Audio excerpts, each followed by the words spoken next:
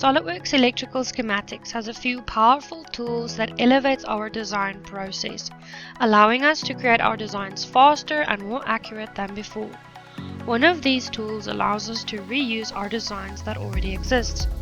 Currently, I'm working on this pump station, and here I have another that was completed before. From this finished design, I'm going to reuse this portion of the design.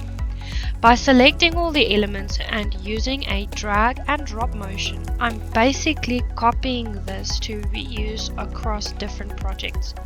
Once the system has added this to my library, I'm going back to my active design and I can then reuse the macro I just created from my other project. I can then accept or change any properties to ensure a seamless reuse of my previous design where all the information correlates correctly. That is how easy it is to reuse your designs inside of SOLIDWORKS Electrical Schematics.